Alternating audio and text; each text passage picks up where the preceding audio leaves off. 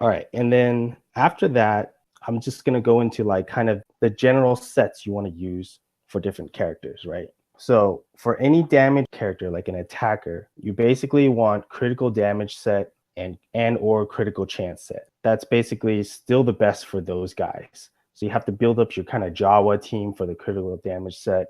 And then you have to build, I believe it's the Rebel or Scoundrels for 5 Scoundrels to get critical chance set. So those combo great together for any attacker like Wedge, Biggs, Lando, right? Boba Fett, etc. Anyone that does damage, those are the ones you want. Of course, with the speed secondaries on top. For other characters, you basically, I would say, if you don't know exactly what this character needs in terms of like, say, like Nihilus, okay, he doesn't do a lot of damage really. He's waiting to annihilate people, so you don't really need a critical damage, critical chance type of stuff on Nihilus, right? So you can really put any set on Nihilus that has the best speed secondaries to make him faster.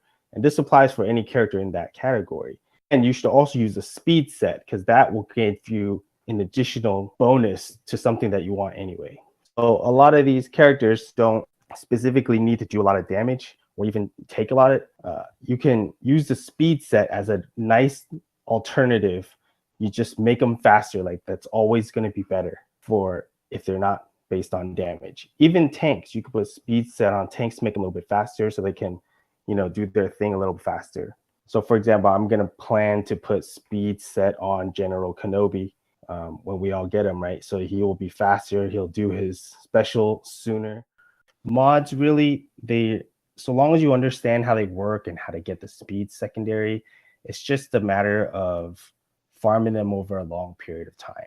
Now through the store, the cost of refreshing, it's only 15 crystals. So a lot of times it's worth it in a day to, even if you refresh it 4 times, that's only 60 crystals. It's not that expensive. So, 120 crystals, you'd be refreshing it 8 times a day and you have really good chances to see, more mods that could have those speed secondaries from the store. I think it's pretty obvious, like in terms of slots, which ones you want to use, right? So if it's the circle slot, pretty much everybody wants protection. Like there's very little use of even health. There's really not much that use for health. So those don't matter, but those are the easiest ones to get speed secondaries.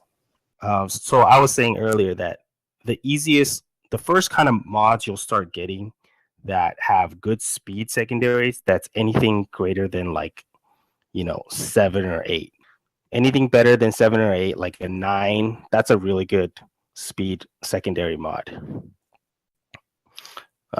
So basically anything that's over 8 is considered pretty good. So first, you're probably going to get them in the circle and the square category because those are fixed. So you want all of those mods that have the speed secondary.